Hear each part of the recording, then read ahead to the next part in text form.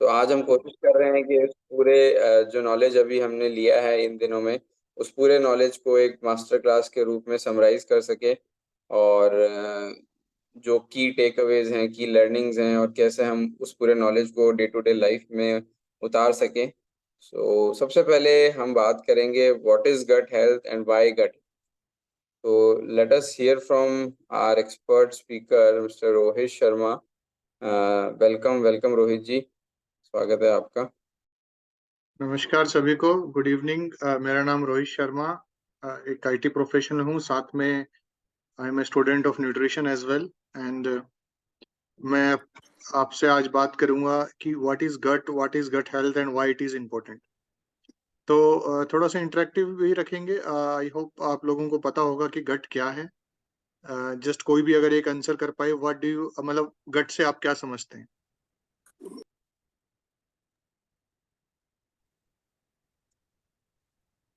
Sir नमस्कार। नमस्कार जी।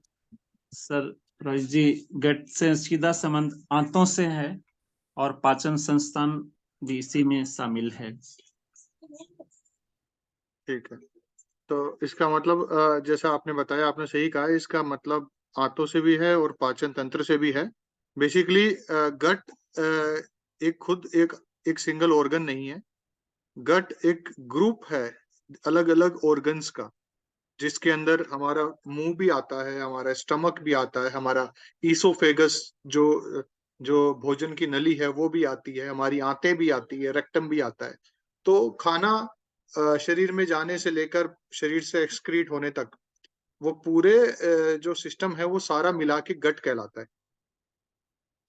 ठीक है, so it's a group of organ. इन सारे ऑर्गन्स का एक ग्रुप है। और जब हम गट हेल्थ की बात करते हैं, ठीक है, तो गट हेल्थ का मतलब क्या है बेसिकली?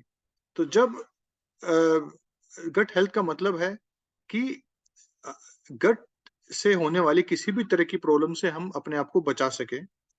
ठीक है, क्योंकि जो अनहेल्दी, अगर आपके गट में कोई प्रॉब्लम होगी तो या तो कॉन्स्टिपेशन, ब्लोटिंग, इनडाइजेशन, वजन बढ़ना या लो इम्यूनिटी, अनेक तरह की प्रॉब्लम आती है।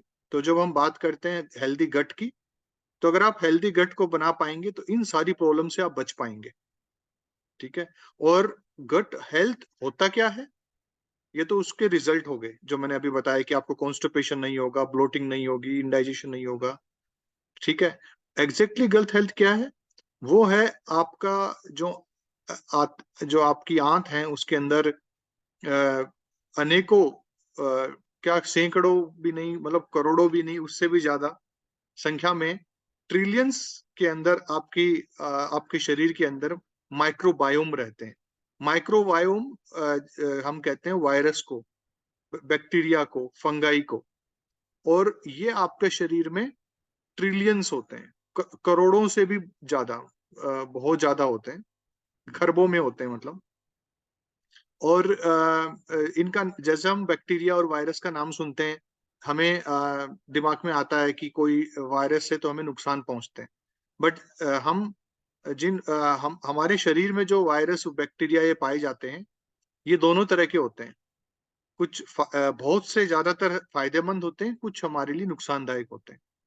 तो जो हमारे लिए बेनिफिशियल बैक्टीरिया है और जो हमारे लिए नुकसानदायक बैक्टीरिया है, इनके अंदर अगर हमारा बैलेंस बना रहता है, ठीक है, लगभग 85% आपके अच्छे बैक्टीरिया आपके शरीर में हैं और 15% बैड बैक्टीरिया हैं।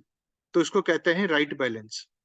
और अगर ये बैलेंस खराब हो जाता है किसी कारण से, अगर आपका बैड बैक्टीरिया बढ़ते हैं और गुड बैक्टीरिया कम होते हैं, तो इसको कहते हैं हम अनहेल्दी गट और गट डिसबायोसिस। एंड उसकी वजह से आपको अनेकों तरह की प्रॉब्लम्स, जो मैंने आपको पहले बताई थी, जैसे constipation, bloating, weight, immunity, mood, ये सारी प्रॉब्लम्स आपको फेस करनी पड़ सकती है। आपको जान के अचंभा होगा, हमारे शरीर में जितनी कोशिकाएं हैं, जितनी सेल्स हैं, उससे भी ज्यादा हमारे शरीर के अंदर ये माइक्रोबायोम्स, ये बैक्टीरिया पाए जाते हैं। अगर आप उन सबको इकट्ठा करके उनका वजन करेंगे तो 1 to 2 किलोग्राम उन बैक्टीरिया का वजन हो जाएगा। मतलब बैक्टीरिया इतना सूक्ष्म जीव होते हैं जो दिखते नहीं आंखों से, बहुत ही स्मॉल रहते हैं। एंड हम बात कर रहे हैं 1 से 2 किलो वजन की। हमारे शरीर में लगभग 30 ट्रिलियन सेल्स हैं और हम बात कर रहे हैं 40 ट्रिलियन माइक्रो ऑर्गेनिजम्स की। Just a second. ठीक है, तो सॉरी, तो ये सभी जब इनका सही बैलेंस शरीर में बना रहेगा, उसको हम कहते हैं एक हेल्दी गट। ठीक है, ये इंपॉर्टेंट क्यों है ये जानना भी बहुत जरूरी है कि वाई गट हेल्थ। ठीक है, क्योंकि जो एंड वाई ये जो बैक्टीरिया है इनका अच्छा नंबर वो बना के रखना जरूरी क्यों है? क्योंकि ये जो बैक्टीरिया है आपके शरीर में बहुत से रोल प्ले करते हैं। ये आपके डाइजेशन को सपोर्ट करते हैं, आपकी इम्यूनिटी को सपोर्ट करते हैं, हार्मोन प्रोडक्शन में हेल्प करते हैं, आपकी मेंटल हेल्थ को में ये इंपॉर्टेंट है। जब आप कोई भी फूड कंज्यूम करते हैं, प्रोटीन लेते हैं, कार्बोहाइड्रेट लेते हैं, फैट लेते हैं, तो ये उसको ब्रेक डाउन करने में हेल्प करता है। और वो जो न्यूट्रिएंट है आपके शरीर में एब्जॉर्ब होंगे आपके भोजन से, ये माइक्रोबायोम उसके अंदर एक बहुत इंपॉर्टेंट रोल प्ले करते हैं। उदाहरण के लिए आप जो हम कार्बोहाइड्रेट हम लेते हैं उसको ये फर्मेंट करते हैं और शॉर्ट चेन फैटी एसिड्स बनाते हैं जो हमारे शरीर के अंदर इन्फ्लामेशन को कम करता है और एक गट के अंदर दूसरे बेनिफिशियल बैक्टीरिया की संख्या भी वो बढ़ाता है। तो डाइजेशन में बहुत ज्यादा रोल है हेल्दी गट बैक्टीरिया का। इम्यूनिटी के अंदर बहुत ये बड़ा रोल प्ले करता है इम्यून सिस्टम में। ये हमारे शरीर के अंदर बॉडीज को प्रोड्यूस करता है और बाकी और अन्य तरह की जो इम्यून सेल्स होती है उनको प्रोड्यूस करने में मदद करता है। इसके अलावा एक बहुत इंपॉर्टेंट इसका रोल है आपका जो गट के जो है आपका जो आंतें हैं, जो आपकी आंत है उसके अंदर की जो लाइनिंग है, जो उसके अंदर की एक तरह से मतलब वॉल है, उसकी वॉल बोल दीजिए, जिनसे आपकी आंत बनती है, उन आंतों को उन आंतों के अंदर एक लाइनिंग बनाता है, एक सुरक्षात्मक एक परत बनाता है। अगर ये परत आपकी बैक्टीरिया की संख्या कम हो जाएगी, हेल्दी बैक्टीरिया की संख्या कम होगी, तो वो जो सुरक्षात्मक परत है आपकी आंतों में, वो परत पतली या परमिएबल हो जाएगी। मतलब जो दूसरे जो हार्मफुल बैक्टीरिया हैं वो आपकी उन आंतों से आपके ब्लड में चले जाएंगे और उससे आपके शरीर में इन्फ्लामेशन होता है। और इन्फ्लामेशन से अनेकों तरह की बीमारियां होती है, इंक्लूडिंग हार्ट डिजीज, आर्थराइटिस, जितनी भी ये ऑटोइम्यून डिजीज हैं उन सब का बहुत बड़ा कारण है इन्फ्लामेशन। तो जो ये जो हेल्दी बैक्टीरिया है आपकी आंतों में वो प्रोटेक्टिव लेयर बनाते हैं कि वो हार्मफुल बैक्टीरिया आपके ब्लड में आपके उसमें नहीं अंदर आए। तो ये एक बहुत इंपॉर्टेंट रोल है इनका। और अगर आपका किसी भी कारण से आपका अगर ये बैलेंस खराब हो गया, जिसको हम कहते हैं डिसबायोसिस हो गया, तो आपका शरीर बहुत ज्यादा इन्फेक्शंस के ससेप्टिबल हो जाएगा। अगर आपको अनेकों तरह की बीमारी हो रही है, सिर्फ सर्दी जुकाम नहीं, और भी तरह के कोई भी बॉडी में इन्फेक्शन हो रहे हैं आपका, तो वो सारा मतलब उससे इसका कारण आपका डिसबायोसिस हो सकता है। ठीक है, मेंटल हेल्थ के अंदर ये एक इंपॉर्टेंट रोल प्ले करता है। आपने सुना होगा सेरोटोनिन, एक न्यूरोट्रांसमीटर है जो आपके मूड और आपके बिहेवियर में एक बहुत बड़ा रोल प्ले करता है। इस सेरोटोनिन को हम हैप्पी हार्मोन भी कहते हैं।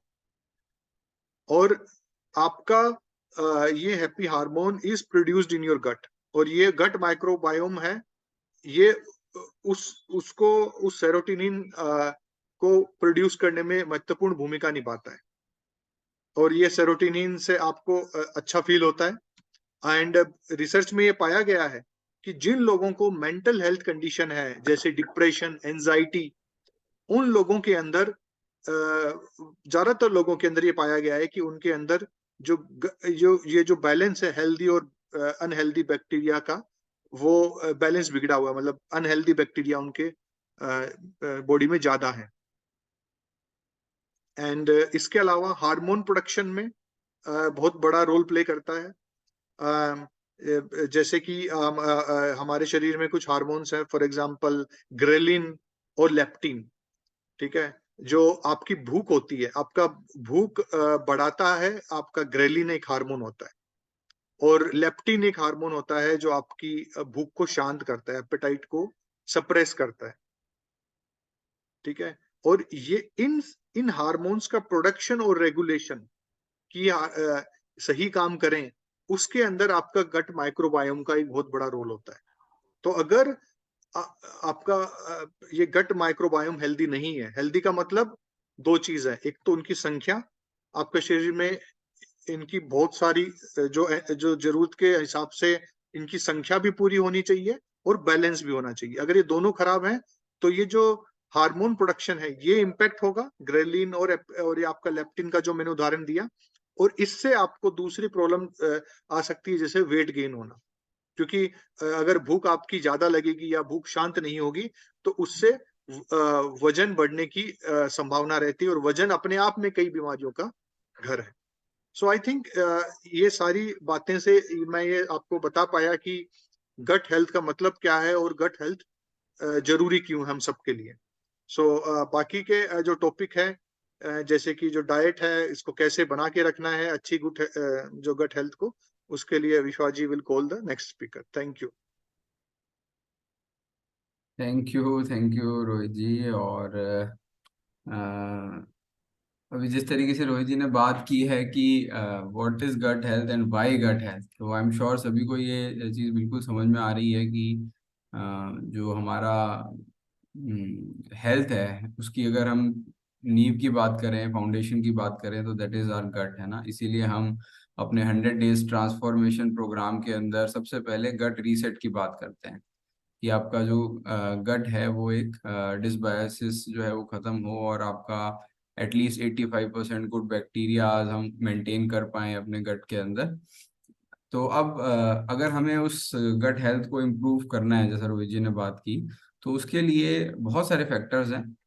यहाँ पे कोई ऐसे कोई एक गोली नहीं है कि जिसको आप खा लेंगे और आपकी गट हेल्थ बिल्कुल ठीक हो जाएगी। लेकिन यहाँ पे सबसे जो इम्पोर्टेंट एक मेजर पार्ट है वो है डाइट। एंड डाइट के अलावा भी बहुत सारे अदर लाइफस्टाइल फैक्टर्स हैं जो हमारे गट हेल्थ को इन्फ्लुएंस करते हैं। थोड़ी सी बात हम डाइट के बारे में करते हैं और उसके बाद हम अदर लाइफस्टाइल फैक्टर्स की बात करेंगे। सो हम में से कितने लोग हैं जो ऑलरेडी अपना गट रीसेट कर चुके हैं? चैट बॉक्स में आप लिख के बता सकते हैं, हैंड रेज करके भी बता सकते हैं जी। तो मैं देख पा रहा हूँ 2 लोगों ने कर लिया है, 1 2 चैट बॉक्स में आंसर आए हैं हमारे पास। Yes yes yes. सो काफ़ी पार्टिसिपेंट्स हैं जो ऑलरेडी एक गट रीसेट का फेज कंप्लीट कर चुके हैं।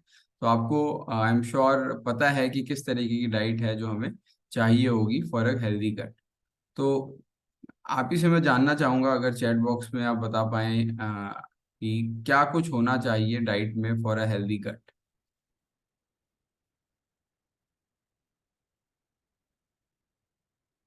Waiting for answers. मैं पढ़ूंगा जैसे ही आपका आंसर आएगा। आपकी डाइट में क्या कुछ होना चाहिए अगर आपको अपनी गट हेल्थ को अच्छा रखना है?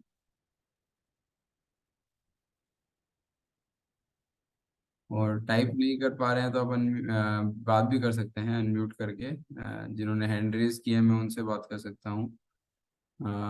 मॉर्निंग में सबसे पहले protein, okay, yes, protein is required, plant based protein definitely. Gauri Pareek ji ने लिखा है बिल्कुल। जूसेस लिख रहे हैं Rajshree ji, okay. Fibre, very true Yogesh ji. Breakfast में स्प्राउट्स ले सकते हैं, सही कह रहे हैं गौरी पारिक जी, बिल्कुल, ओके। सो कई हैंड रेज भी हैं जी। राम सिंह जी अगर आप बात करना चाहें। हाँ सर, जी इसमें विविध और संतुलित आहार जी। प्रमुख रूप से। Thank you sir. Okay, perfect perfect.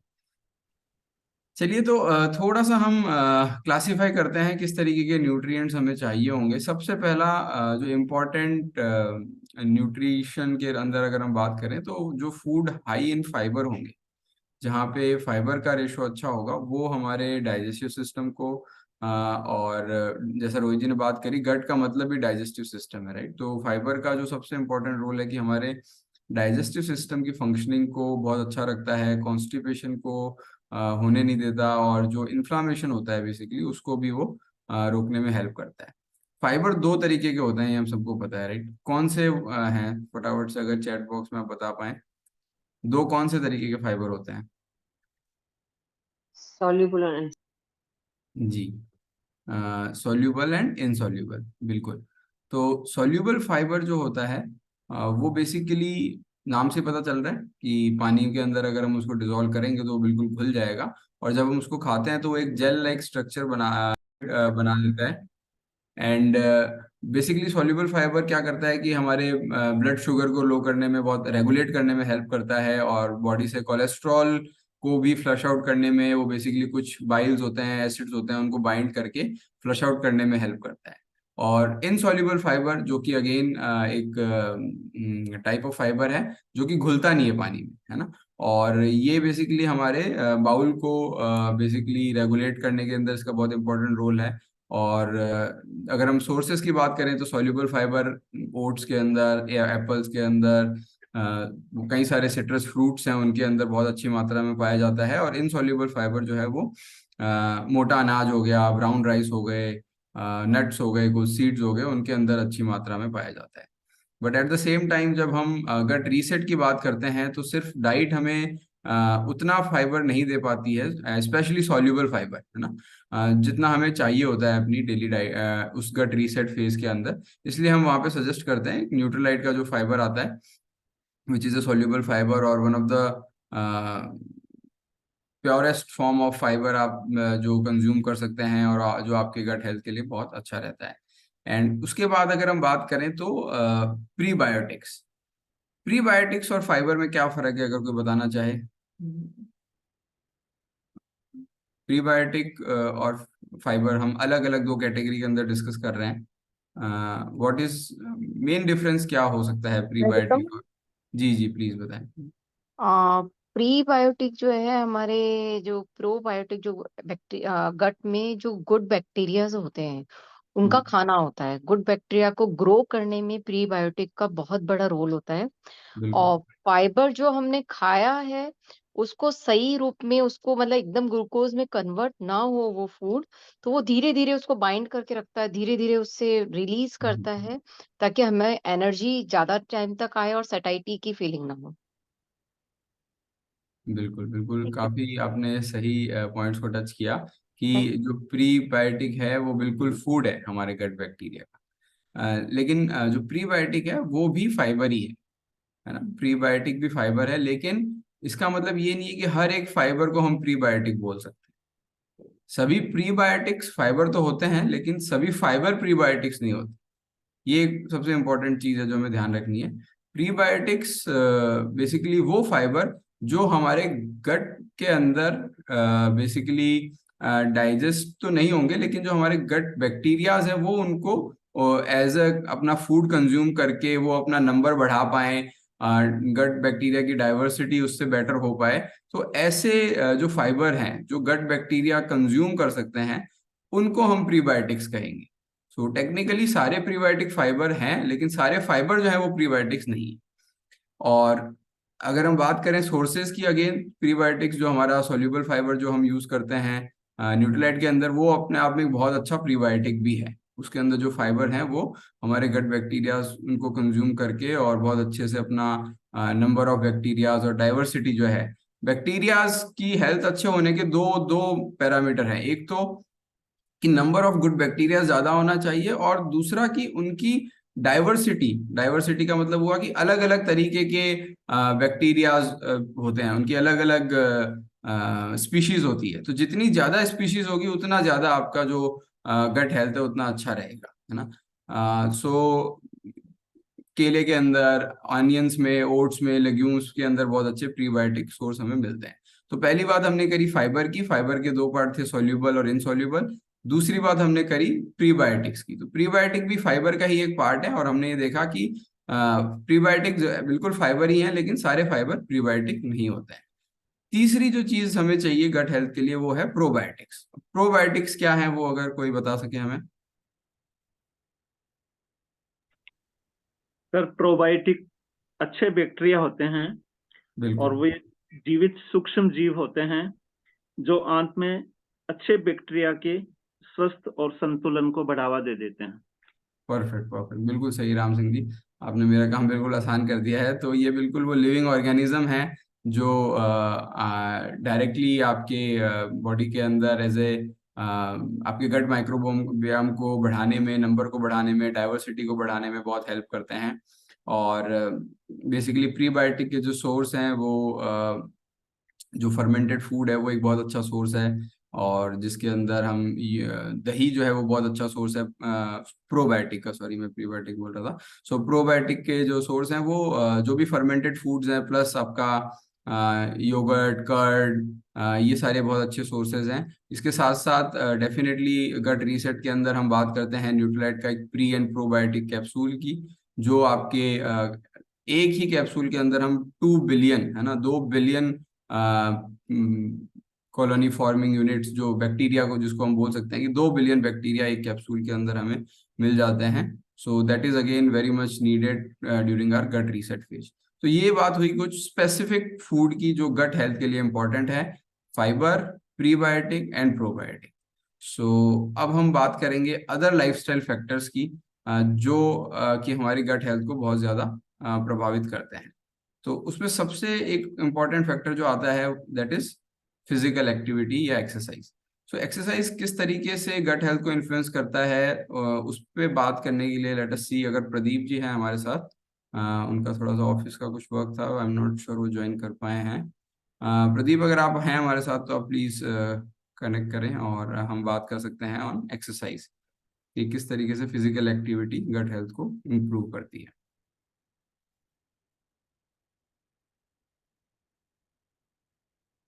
Okay, I think Pradeep हमारे साथ अभी तक नहीं कनेक्ट हो पाए हैं। सो चलिए, जब तक एक्सरसाइज की बात होती है, अगर प्रदीप जी ज्वाइन करेंगे तो उससे उसके अलावा मैं आपसे जानना चाहूंगा, हमने बात की डाइट की, हमने बात की एक्सरसाइज की, उसके अलावा और क्या फैक्टर्स हैं जो हमें जो हमारी गट हेल्थ को प्रभावित करते हैं? जी राम सिंह जी बताएं प्लीज। हाँ सर, एक तो मैं हिंदी में बोलूंगा, अंग्रेजी हाँ बोलने जी, में थोड़ी प्रॉब्लम जी है। जी बिल्कुल बिल्कुल, हाँ जी। संसाधित यानी सेचुरेटेड, और जो उच्च वसा है, हाई कोलेस्ट्रॉल या हाई फैट और ज्यादा चीनी वाले खाद्य पदार्थों से बचना। बिल्कुल एक है सर, तनाव का प्रबंधन बहुत अच्छा होना चाहिए, स्ट्रेस इसमें सबसे ज्यादा महत्वपूर्ण रोल करता है, और पर्याप्त नींद भी इसी में शामिल है, और व्यायाम तो अभी प्रदीप जी बताएंगे सर, मैं जी इतना जी बता पाऊंगा। Thank thank you sir. और भी कुछ है अगर कोई ऐड करना चाहे? हाँ, मैं बताना बट चाहूंगी। हाँ जी, प्लीज प्लीज शांति जी। इसमें माइंडफुल ईटिंग भी जरूरी है, और टाइम से खाना, जैसे सुबह 7 बजे से है और शाम को 7 बजे तक डिनर फिनिश करना चाहिए बहुत हमारी ही गट हेल्थ। बहुत ही इम्पोर्टेंट पॉइंट को आपने टच किया शांति जी, माइंडफुल ईटिंग डेफिनेटली, और time time also definitely matters. तो कई सारे पॉइंट निकल के आए, जैसे राम सिंह जी ने बात की कि एक तो हमें जो प्रोसेस्ड फूड है, उच्च वसा, जैसे हाई फैट, हाई शुगर जिन जिन खानों के अंदर हैं, तो इन इन खानों को हमें अवॉइड करना है, बिकॉज ये हमारे गट को नेगेटिवली इन्फ्लुएंस करते हैं। उसके अंदर बैड बैक्टीरियाज को बढ़ाते हैं, सूजन को बढ़ाते हैं, इन्फ्लामेशन को बढ़ाते हैं। सो ये जो फूड है, किस तरीके से इनका क्या कारण है उसके बारे में हम बात करेंगे आने वाले सेशंस में। बट अभी के लिए हमें इतना समझना है कि ये सारे फूड जितने ज़्यादा हम अपनी डाइट में कम रखेंगे, उतना ज़्यादा हमारे जो गट बैक्टीरियाज हैं वो हमसे खुश रहेंगे। दूसरी हाइड्रेशन की बात हुई। हाइड्रेशन के अंदर डेफिनेटली जो हेल्दी चॉइसेस हैं उसकी तरफ हमें जाना है। नींबू शिकंजी तो हम ले रहे होते हैं, लेकिन उसके अंदर नींबू कम और चीनी ज़्यादा होती है ना। तो चीनी कम और नींबू ज़्यादा, या चीनी ना भी हो तो बहुत अच्छा है। क्योंकि वो जो शुगर अगर रिफाइंड फॉर्म में हम ऐड कर रहे हैं तो वो हमें हाइड्रेशन के साथ साथ कुछ नुकसान भी दे रहा है वो, है ना। तो हाइड्रेशन के लिए हम नॉर्मल पानी, और अदरवाइज भी हमने बहुत सारे फंक्शनल जूसेस, ड्रिंक्स अपने गट रीसेट फेज के अंदर शेयर किए थे।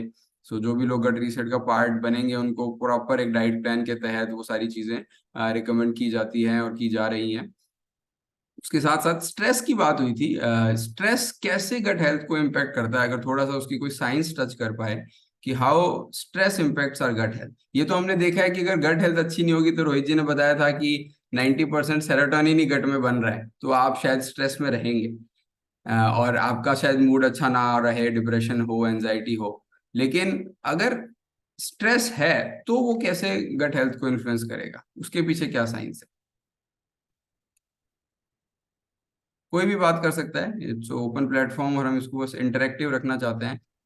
इसमें नमस्ते सर। जी जी मैं बोल जी जैसे अपने को टेंशन होती है तो मतलब कई बार टेंशन होती है तो उससे अपन कई बार ऐसा होता है कि उसमें कुछ अपन ज्यादा खाने लग जाते हैं तो उससे भी वेट बढ़ता है। और जैसे टेंशन रहती है तो उससे मतलब अपने को नींद प्रॉपर नहीं आती तो वो भी गट हेल्थ को प्रभावित करती है। और कई बार क्या होता है कि टेंशन की वजह से अपना जो मतलब अपन जो एक अपनी जो पॉजिटिव सोच होती है ना उसके साथ में या उस तरीके से अपन वो पूरे अपने गट हेल्थ को प्रभावित करती है। स्ट्रेस सबसे ज्यादा ही प्रभावित करता है वेट बढ़ाने में भी। और मतलब आपके रूटीन पे भी बहुत ज्यादा इसका असर पड़ता है तो वो इस तरीके से वो अपने गट हेल्थ को नुकसान पहुंचाते हैं। Thank you so much my side. बिल्कुल बिल्कुल बिल्कुल। Thank you so much Suman ji, आपने काफी सही पॉइंट्स को टच किया। और just to add on this, basically जब स्ट्रेस होता है तो हमारी बॉडी के अंदर कुछ ऑटोमेटिक चेंजेस होते हैं। हमारा जो माइंड है, हमने सबने सुना है ना, फाइट और फ्लाइट रिस्पॉन्स, करो या मरो, है ना। या तो आपको बॉडी आपको तैयार करती है टू फेस सम चैलेंज, है ना। जैसे ही आप स्ट्रेस में आते हैं तो आपके ब्रेन को लगता है कि आप किसी परेशानी में हैं, और अब आपका जो नॉर्मल फिजियोलॉजिकल जो स्टेट है उसको बॉडी चेंज कर देती है, और आपकी अवेयरनेस बहुत बढ़ जाएगी, आपकी ब्रीदिंग फास्ट हो जाएगी, आपकी हार्ट रेट बढ़ जाएगी, ब्लड प्रेशर बढ़ जाएगा, है ना। आपके ब्लड में कोलेस्ट्रॉल बढ़ जाएगा, मसल्स के अंदर टेंशन बढ़ जाएगी। और इस सारे प्रोसेस के अंदर क्या होगा कि जो डाइजेशन वाला जो काम था, दूसरा जो मोड होता है बॉडी का ना, रिपेयर वाला, रेस्ट एंड डाइजेस्ट वाला मोड, उस मोड में नहीं रहेगी बॉडी। तो जब रेस्ट एंड डाइजेस्ट मोड में नहीं है, आपका सारा ब्लड जो है वो हार्ट को, आपके ब्रेन को अलर्ट रखने में काम आ रहा है, तो आपके डाइजेशन के जो प्रोसेस है वो इम्पेक्ट होने लग जाएंगे हाई स्ट्रेस की वजह से। जैसे कॉर्टिसोल बढ़ेगा, उस कॉर्टिसोल का काम ही यही है कि वो आपको फाइट और फ्लाइट मोड के अंदर ले आएगा। तो आपका जब डाइजेस्टिव सिस्टम को ब्लड सप्लाई नहीं मिलेगी, उसको प्रॉपर जो रिसोर्सेज चाहिए बॉडी से वो नहीं मिल पाएंगे, तो डेफिनेटली आपकी जो गट हेल्थ है वो नेगेटिवली इम्पैक्ट होगी। और उसकी वजह से इंडाइजेशन होना, कॉन्स्टिपेशन होना, डायरिया होना, चक्कर से आने, आईबीएस का इशू, ये सारी चीजें बिल्कुल क्रॉनिक स्ट्रेस के वन ऑफ द रिजल्ट्स होते हैं, कुछ रिजल्ट्स होते हैं क्रॉनिक स्ट्रेस के। सो दिस इज हाउ जो है स्ट्रेस हमें बहुत ज्यादा नेगेटिवली इन्फ्लुएंस करता है। बिल्कुल मेटाबॉलिज्म रेट कम होगी, योगेश जी ने लिखा। तो ये चीज जो है, इसको कोप अप कैसे करें स्ट्रेस मैनेजमेंट के लिए? डेफिनेटली जो मेडिटेशन सेशंस हम कर रहे हैं, है ना, वो बहुत ज्यादा यूजफुल है। हम अपने लेवल पे भी खुद भी कर सकते हैं, जो भी मेडिटेशन है, प्रेयर है, एक ग्रेटिट्यूड जर्नल रखना, अपनी जो नियामतें हैं उनको रोज एक समय दे के उनको लिखना, और उसका एक समय फिक्स होना, ये सारी चीजें हैं जो आप, और डीप डीप ब्रीदिंग करना। मैं कहीं पढ़ रहा था कि अगर आप सिर्फ लगातार 25 गहरी सांस लेते हैं, 25 डीप इनहेल, 25 डीप एक्सहेल, अगर आप लगातार करते हैं, तो अपने आप आपकी बॉडी का जैसे मसल्स बिल्ड होते हैं, है ना, तो सेम आपकी बॉडी की स्ट्रेस कोपिंग कैपेबिलिटी बिल्ड होती है इससे। आप सिर्फ अगर 25 डीप ब्रीदिंग एवरी डे करने की अपनी एक प्रैक्टिस बना पाए, जिसके अंदर डीप इनहेल और डीप एक्सहेल, एब्डोमिनल ब्रीदिंग जिसको हम बोलते हैं, कि पूरा पेट भर के हम सांस ले और बिल्कुल सांस को छोड़े, तो ये कुछ प्रैक्टिसेस हैं हमारी लाइफस्टाइल के अंदर, वो हमें बहुत ज्यादा हेल्प कर सकती है to cope up the stress. और एक्सरसाइज की जो हमने बात की थी, तो एक्सरसाइज का भी सेम लॉजिक है कि एक्सरसाइज कैसे इंप्रूव करता है हमारी गट हेल्थ को।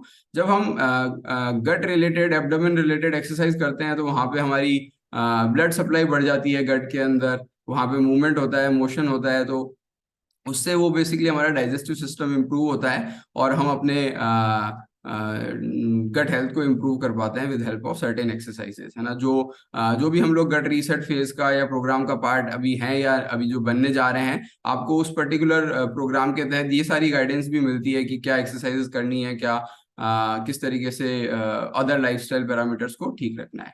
सो आई होप हम काफी कुछ कवर कर पाए गट रीसेट के ऊपर, बट फिर भी अगर कुछ किसी का इनपुट है, कोई कुछ और आप ऐड करना चाहते हैं तो आप मोस्ट वेलकम हैं, और कोई सवाल है तो डेफिनेटली वो उसको भी हम लेना चाहेंगे। एंड मैं अगेन हैंड ओवर करूंगा विवेक सर को to wrap up the session. Thank you sir. Awesome awesome Vishwas, इतना ज्यादा अच्छा लग रहा है सब लोगों को। बहुत अच्छी इंफॉर्मेशन रोहित ने, आपने, सबने दी। और मैंने देखा था कि प्रदीप भी आ चुके हैं, अगर एक्सरसाइज के बारे में कोई बात बताना चाहते हैं। शायद मैंने देखा है कि प्रदीप हैं अभी। Sir, yes. Good evening, everyone. Sorry, I या was on a call, तो या उस या टाइम या में मैं बता नहीं पाया कुछ भी। मोस्ट तो वेलकम। वैसे तो रोहित सर ने और विश्वास सर ने वैसे मोस्टली कवर अप कर ही दिया है, बट यस, अगर एक्सरसाइज में अगर मैं बात करूं तो आप अपने अकॉर्डिंग देख सकते हैं। लाइक आप हल्की हल्की जॉगिंग कर सकते हैं मॉर्निंग में ना। जब आप जॉगिंग वगैरह करते हैं ना, तो आपके मसल्स कॉन्ट्रैक्ट होते हैं पेट के भी। ठीक है, अब जब मसल कॉन्ट्रैक्ट होता है ना, तो उसमें क्या है, ब्लड फ्लो अच्छे से जाता है। और जब ब्लड फ्लो अच्छे से हमारे गट हेल्थ में जाता है तो उसकी फंक्शन प्रॉपरली होती है। ओके। और जब इसका एक और बेनिफिट होता है, जब मसल कॉन्ट्रैक्ट होता है ना, जब हम कुछ खाते पीते हैं तो हमारी जो उसकी पासिंग होती है ना खाने की, वो भी बहुत स्मूथ हो जाती है। जब एक्सरसाइज है इस तरीके से कुछ भी ऐसी एक्टिविटी करते हैं, ठीक है। और rest of the point I think already covered. Like weight management में बहुत हेल्प होता है, क्योंकि यार होता है कि जब आप एक्सरसाइज करते हैं तो आपका जो बॉडी में इन्फ्लामेशन है ना, वो रिड्यूस होने लग जाता है, क्योंकि इन्फ्लामेशन गट हेल्थ को बहुत बुरी तरीके से प्रभावित करता है, जिससे क्या है कि गैस्ट्रियल प्रॉब्लम्स स्टार्ट हो जाती है। बट अगर आप एक्सरसाइज करते हैं तो इन चीज़ों से आपको नहीं गुजरना पड़ता। और न्यूट्रिशन का एब्जॉर्प्शन भी बहुत अच्छे से होता है, क्योंकि जितना ज़्यादा गट हेल्थ आपका अच्छा रहेगा तो आपका जो न्यूट्रिशन एब्जॉर्प्शन है ना, वो बहुत अच्छे तरीके से होता है। और ये सारी चीजें आपकी एक्टिविटी और एक्सरसाइज के थ्रू ही होता है। तो आप या तो चेयर पे बैठ के भी, आप देखा जाए तो सबसे बड़ी जो हमारे बाबा रामदेव हैं, उन्होंने कपालभाति बहुत अच्छे से सिखाया, तो वो भी ट्राई कर सकते हैं। और सबसे बेटर तो मैं यही कहूँगा कि आप बाहर जाएं, थोड़ा सा जॉगिंग करें, आपने आपको बॉडी को थोड़ा सा स्ट्रेच करें। वो बहुत बहुत ज्यादा इम्पैक्ट आपको पता लगेगा जब आप उसको रेगुलर बेसिस पे करते हैं। तो आई थिंक दैट्स ऑल। मैं ज्यादा टाइम नहीं लूंगा, ऑलरेडी कवर किए हुए हैं point. Thank you very much Vivek sir and Vishwas sir, thank thank you, you very thank you, much. Thank you Pradeep. So nice to see you after a quite a lot time, but very happy to see you. और बहुत अच्छा लग रहा है, और आपने अपनी जो है ना मसल्स पूरी बना के रखी हुई है लोगों को सिखाते सिखाते।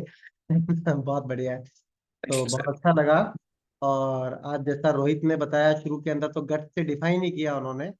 और नॉन एक्सरसाइज जो थर्मो, आज नीट की बात की थी ना पूरी, तो उसके बारे में भी नीता लिख रही हैं कि उससे भी बहुत बढ़िया चीजें हो जाती है। मतलब घूमते फिरते ही काम हो जाते हैं, भी बिना एक्सरसाइज किए भी एक्सरसाइज होना है ना, चलते फिरते रहना, सारा कुछ करना। तो वो उसके बारे में, टॉपिक के बारे में डिटेल में डिस्कस करेंगे हम लोग बाद में। और अभी जो आज बताया बहुत अच्छे तरीके से कि जो प्रीबायोटिक है वो भी फाइबर है ना, विश्वास ने कितने अच्छे तरीके से बताया। बट हर फाइबर प्रीबायोटिक नहीं है, बट प्रीबायोटिक है वो तो फाइबर ही है। और वो जो है वो प्रोबायोटिक, जो अच्छे वाले बैक्टीरिया है उनका बहुत बढ़िया खाना होता है। और जब अच्छे वाले बैक्टीरिया की क्वालिटी अच्छी होएगी, यानी कि हम हष्ट-पुष्ट भी होएंगे और संख्या में भी ज्यादा होएंगे, तो फिर दुश्मन को मार गिराएंगे, है ना। तो सिंपल सिस्टम। तो उसके अंदर मैं ये चाह रहा हूँ कि तिलक जी बहुत अच्छे तरीके से एक्सप्लेन करते हैं। अभी हमारे पास में 2-3-4 मिनट का समय भी है। तो हमारा एक बहुत बढ़िया न्यूट्रलाइट के अंदर बहुत ही शानदार नया प्रोडक्ट इसी महीने लॉन्च हुआ था, प्री एंड प्रोबायोटिक, जिसके बहुत अच्छे रिजल्ट हम सब लोगों ने बहुत सारे लोगों पे देखे हैं, खुद के ऊपर भी देखे हैं। तो मैं चाहूंगा कि तिलक सर थोड़ा सा आप उस प्रोडक्ट के बारे में बताएं कि कैसे, क्या चीज है वो। तो जोरदार आप लोगों की वर्चुअल तालियों के साथ स्वागत करते हैं तिलक जी को, my favourite speaker. Thank you sir, thank you very much. And जैसा कि विश्वास ने बताया कि आपकी डाइट के अंदर प्रीबायोटिक और प्रोबायोटिक का समावेश होना बहुत ज़्यादा ज़रूरी है। और नॉर्मली अगर हम बात करें तो डाइटरी सप्लीमेंट का जो आज हमारी एक अर्जेंसी सी बन गई है ना, अब ये कोई मतलब रिच डाइट का पार्ट नहीं रहा, ये एक अर्जेंट सी बन गई है, आपकी एक ज़रूरत बन चुकी है। क्योंकि जो डाइट हम नॉर्मली लेते हैं उसके अंदर हम उतना प्री और प्रोबायोटिक दोनों एक साथ नहीं ले पाते हैं। और जहाँ तक बात है प्रोडक्ट की, तो अगर मैं कंपैरिजन करूँ मार्केट में मिलने वाले प्रोडक्ट से, तो ज्यादातर मार्केट में प्रोबायोटिक्स आपको मिलेंगे, प्रीबायोटिक नहीं मिलता है ना, या फिर दोनों अलग अलग मिलेंगे। लेकिन ये वो कॉम्बिनेशन है जिसके अंदर प्री और प्रोबायोटिक दोनों आपको एक साथ मिल रहे हैं।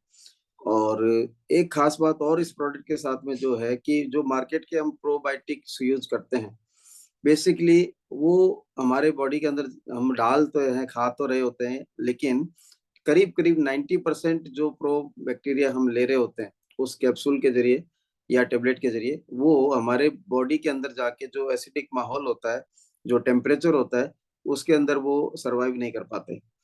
तो जो आपने टेबलेट या कैप्सूल खाया, उसका कोई इफेक्ट आपको बहुत जल्दी से दिखाई नहीं देता है, और साथ ही साथ चूंकि वो सिंथेटिक फॉर्म के अंदर और बहुत सारे जो एलोपैथिक मेडिसिन के साथ में प्रॉब्लम्स होती हैं उनको लेके आते हैं, तो आपको फायदे कम और नुकसान ज्यादा करते हैं। लेकिन यहाँ पर आप देखेंगे कि ये जो हमारा प्री प्रोबायोटिक है, ये पेट में जाने के बाद तब तक वेट करता है जब तक इसको फेवरेबल एटमॉस्फेयर अंदर नहीं मिलता है। जो कुछ एसिडिक और नॉन एसिडिक एल्कलाइन वाला जो माहौल इसको चाहिए होता है, और साथ ही साथ जो टेम्परेचर चाहिए होता है, जब तक वो अवेलेबल नहीं होता है, तो इसके अंदर एक स्पेशल टेक्नोलॉजी से ऐसा खोल बनाया गया है कि वो प्रो बैक्टीरिया रिलीज ही नहीं होते हैं। वो तभी रिलीज होंगे पेट के अंदर जब वो उसको अपना सर्वाइव करने लायक माहौल मिलेगा। तो इस तरह से हम क्या देख रहे हैं कि यहाँ पर जस्ट उल्टा हो रहा है। 90% प्लस प्रो बैक्टीरिया यहाँ पर जिंदा रहते हैं, है ना, 90% से भी ज्यादा जिंदा रहते हैं, और फिर वो अपनी बहुत अच्छी सी कॉलोनीज को डेवलप करते हैं। और खासतौर से ये जो मैं अभी उसका नाम तो भूल रहा हूँ, जो स्पेसीज इस कैप्सूल के अंदर दी गई है, वो Bacillus coagulus। जी जी, सो बहुत ही वो बहुत अच्छी स्पेसीज है हमारे, खासतौर से प्रो बैक्टीरिया की, और गट हेल्थ के लिए बहुत ज्यादा इंपॉर्टेंट है। तो ये एक कैप्सूल पर डे बस हमारे लिए सफिशिएंट होता है, खाना खाने के बाद में खाना होता है। एंड अगर आपके नॉर्मल कंडीशंस हैं तो फिर आपको इसको as a regular pre probiotic नहीं यूज करना है। 1 महीने के लिए यूज करने के बाद आपको एक बार वापस एक्सपर्ट से सलाह करनी चाहिए कि अब आपको इसको आगे कंटिन्यू करना है या नहीं करना है। तो न्यूट्रिशनल एक्सपर्ट्स का यहाँ पर रोल बहुत ज्यादा इंपॉर्टेंट है, क्योंकि अगर प्रो बैक्टीरिया है रिक्वायर्ड से ज्यादा, तो मैंने एक ट्रेनर से भी पूछा था, तो उन्होंने ये बताया था मुझे कि आपके एक रेलवे प्लेटफॉर्म के ऊपर जितने लोगों के खड़े होने की कैपेसिटी है, उससे ज्यादा की अगर भीड़ आएगी तो भगदड़ बच जाएगी, है ना, बहुत सारे एक्सीडेंट्स होने शुरू हो जाएंगे। तो इसी तरीके से अति सर्वत्र वर्जित वाला फॉर्मूला यहाँ पर भी लागू होता है, एंड आपको अपनी मर्जी से लगातार लगातार इस कैप्सूल को नहीं खाना है। Thank you sir, thank you for inviting me, thank you very much. Thank you sir, thank you so much. तो मुझे पूरी आशा है और विश्वास है कि सभी लोगों को, और विश्वास तो यही हमारे सामने दिखाई दे रहे हैं, है ना। तो पूरा सब लोगों को कितना अच्छा सेशन लगा, कितना अच्छे तरीके से अपने को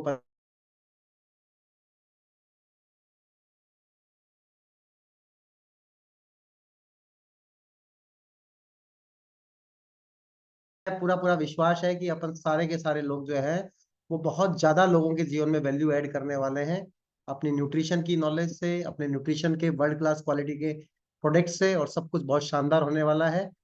तो सेशन बहुत ही जबरदस्त रहा, और सेशन को हम कंक्लूड जैसे हमेशा करते हैं बिल्कुल उसी तरीके से करेंगे। आज कौन स्टोरी सुनाने वाला है बहुत बढ़िया से, जिससे कि सब लोगों को एकदम इंस्पिरेशन मिले? हैंड रेज करें कि आज की स्टोरी कौन सुनाने वाला है।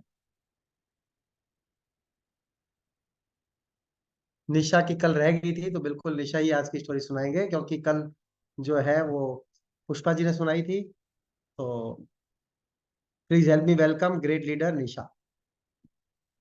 थैंक यू भैया, थैंक यू सो मच। तो आज की जो स्टोरी है वो एसोसिएशन से रिलेटेड है, ठीक है, तो उसी की स्टार्ट करती हूँ। और ये स्टोरी मैंने यहीं आके सुनी थी, एमवे की वर्ल्ड में आके ही मुझे पता चला था कि अच्छा एसोसिएशन की इतनी पावर भी होती है। तो स्टोरी ऐसे है कि एक बार एक बच्चा जो है वो अपने पिता के पास जाता है और पूछता है कि भाई है ना पापा, मेरे एक लाइफ की क्या कीमत होती है।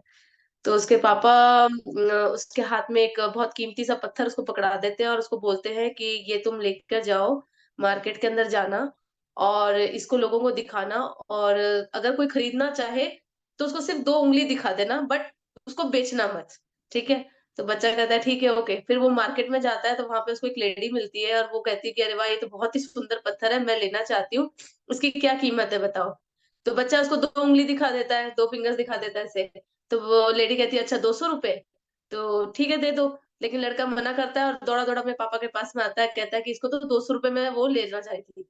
तो कहता है अच्छा चलो कोई बात नहीं, अब तुम एक काम करो, तुम एक म्यूजियम में चले जाओ, म्यूजियम में जाओ, वहां जाके अगर कोई लेना चाहे तो उसको भी फिर से 2 उंगली ही दिखाना अगर कोई लेना चाहे तो। वो म्यूजियम जाता है बच्चा, वहां जाता है, वहां एक आदमी मिलता है उसको, बहुत अच्छा पेंटिंग का खरीदार होता है, तो वो पत्थर को देखता है, कीमती पत्थर को, और बोलता है कि अरे वाह, ये बहुत सुंदर पत्थर है, तो क्या तुम मुझे दोगे? तो कितने में बताओ? तो वो फिर से बच्चा जो है 2 फिंगर्स दिखा देता है, फिर 2 उंगली, तो कहता है अच्छा 2000 में? कोई बात नहीं, मैं ले लूँगा, दे दो मुझे। लेकिन बच्चा दौड़ा-दौड़ा कहता है नहीं, मुझे बेचना नहीं है, और दौड़ा-दौड़ा फिर से अपने पापा के पास आता है और कहता है कि वो तो 2000 में निकल रहा था इस बार। तो बोले कि नहीं, अच्छा एक काम करो, इस बार तुम एक जौहरी के पास जाओ, मैं वहाँ भेजता हूँ, तुम वहाँ जाओ।